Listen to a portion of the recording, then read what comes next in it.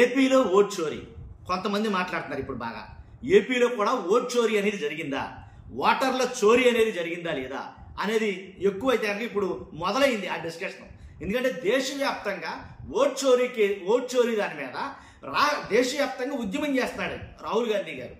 రీసెంట్గా అంటే నిన్న ఈరోజు కూడా చూసుకుంటే తెలంగాణలో ఏదైతే ఓటర్ లిస్టులో అవకతవకలు జరిగాయి, మోసం జరిగాయి అని కోర్టుకు కూడా వెళ్ళారు ఈ రోజు అయితే కనుక. మరి అలాంటిది అన్ని చోట్ల జరిగినప్పుడు ఆంధ్రప్రదేశ్లో జరిగిందా లేదా? అలా జరిగినా జరగకపోయినా మనం ఇంకోటి చెప్తున్నాం ఏంటంటే ఈ 8 ఉమ్మడి జిల్లాల్లో వైఎస్ఆర్సీపీ ఒక్క స్థానం కూడా గెలవడానికి గల కారణం ఏంటి? ఎలాంటి మాట్లాడాలనుకుంటున్నాను. ఫస్ట్ లైక్ చేయండి, నాకు మోటివేషన్ ఉంటుంది, ఎక్కువ మందికి నిజాలేంటో తెలుస్తాయి. వాస్తవాలు తెలియాలంటే మీ బాధ్యతగా మీరు లైక్ చేయండి. కొత్తగా మన ఛానల్ చూస్తే పక్కాగా సబ్స్క్రైబ్ చేయండి. మీ అమూల్యమైన అభిప్రాయాన్ని కామెంట్ రూపంలో తెలియజేయండి. ఓట్ చోరీ మొత్తం దేశవ్యాప్తంగా ఓ కుదిపేసిన ఉద్యమం లాగా రాహుల్ గాంధీ గారు తీసుకెళ్తాడు దాన్ని.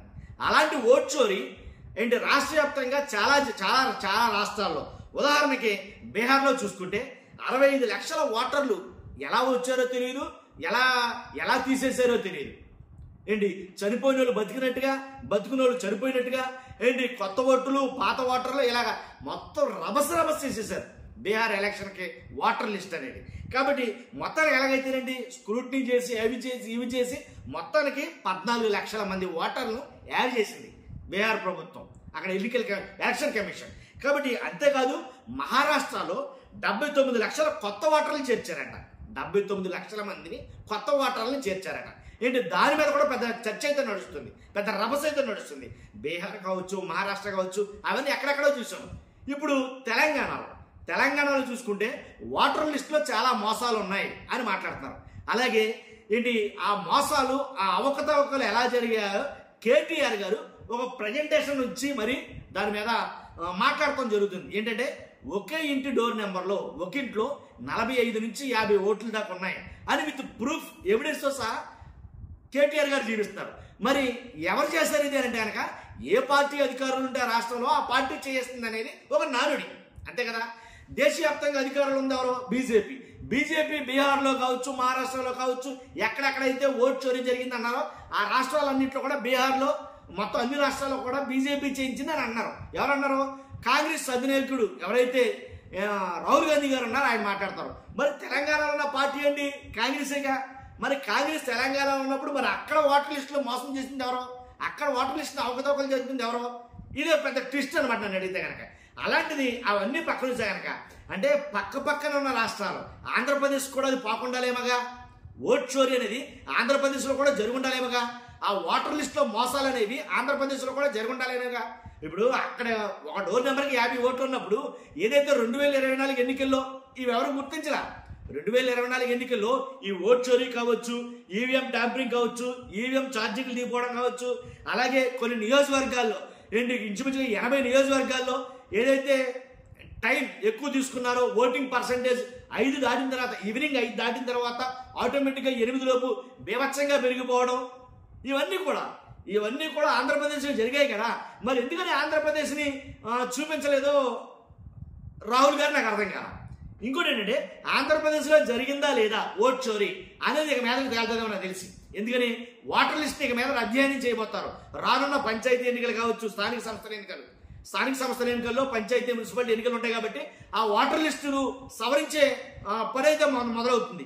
ఇప్పుడు తెలియాలా వాస్తవాలు ఏంటి, అసలు ఓట్ చోరీ జరిగిందా లేదా ఓటర్లలో కొత్త ఓట్లు చేర్చారా లేదా. కొత్త ఓటర్లు గణనీయంగా చేరాయి అని అంటే కనుక అది అధికారంలో ఉన్న పార్టీ వాళ్ళకి కావాల్సిన వాళ్ళకి ఓటర్ లిస్టులో చేర్పులు అయితే చేస్తున్నారు. ఎవరైతే తమకు ఓటు వేయరో, ఎవరైతే తమకు అనుకూలంగా లేరో అలాంటి ఓట్లన్నీ తీసేస్తున్నారు. కాబట్టి ఇది ప్రతి రాష్ట్రంలో జరుగుతున్న తంతే. అర్థమైందండి? ఏ పార్టీ అధికారంలో ఉంటే ఆ పార్టీ ఆ రాష్ట్రంలో కొత్త ఓటర్లనేమో ఎప్పటికప్పుడుగా చేర్చేస్తుంది. ఆ కొత్త ఓటర్లు అందరూ ఎవరో వాళ్ళ పార్టీకి ఓటు వేసే వాళ్ళు మాత్రమే కొత్త ఓటర్లుగా చేరుస్తున్నారు.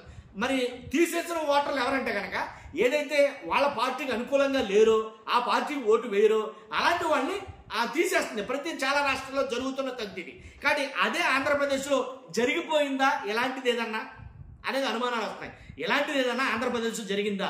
ఎందుకనండి కనుక ఆంధ్రప్రదేశ్లో జరుగుంటే ఇలాంటి పరిస్థితులు ఏర్పడతాయేమో.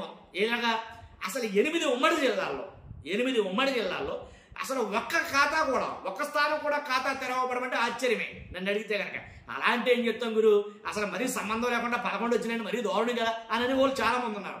అలాది కాదు, కానీ నేను ఫిగర్ గురించి మాట్లాడటం ఆ ప్రాంతం బట్టి, అక్కడ ఉన్న పరిస్థితులు బట్టి, అక్కడ ఉన్న రాజకీయం బట్టి నేను మాట్లాడుతున్నా మాట ఈ మాట.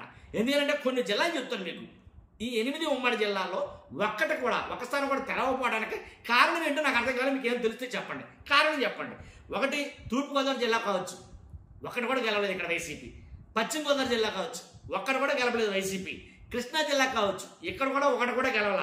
శ్రీకాకుళం కావచ్చు, విజయనగరం కావచ్చు, అనంతపురం కావచ్చు, గుంటూరు కావచ్చు, నెల్లూరు కావచ్చు, ఈ 8 ఉమ్మడి జిల్లాలో ఒక్క స్థానం కూడా తెరవబడడానికి కారణం ఏంటి నేను చెప్పమంటారు మాట. రాజకీయంగా చాలా పరిజ్ఞానం కలిగినటువంటి జిల్లాలు ఇవి. పశ్చిమ గోదావరి జిల్లా కావచ్చు, శ్రీకాకుళం కావచ్చు, కృష్ణా జిల్లా కావచ్చు, అనంతపురం, గుంటూరు, నెల్లూరు ఇవన్నీ కూడా రాజకీయ పరిజ్ఞానం ఉన్న జిల్లాలే. అలాంటిది జిల్లాలకు తుడుచుకు పెట్టుకుపోయింది. ఏదో ఒక చోట క్లీన్ స్వీప్ అయిందంటే అనుకోవచ్చు. జిల్లాలకు తుడుచుకు పెట్టుకోవడానికి కారణం ఏంటి ఎవరికి అర్థం సాగుదే? అసలు ఆ డిజిటే, ఆ డబుల్ డిజిట్ అనేది ఎవరికి అర్థం కాదు ఈ రోజు కూడా. కానీ ఏం జరిగిందో ఎవరికి తెలియట్లా, అంటే దీంట్లో వాస్తవాలు తెలియట్లా, మళ్ళీ రానున్న స్థానిక పంచాయతీ ఎన్నికలు ఏం జరుగుతుందో తెలియట్లా.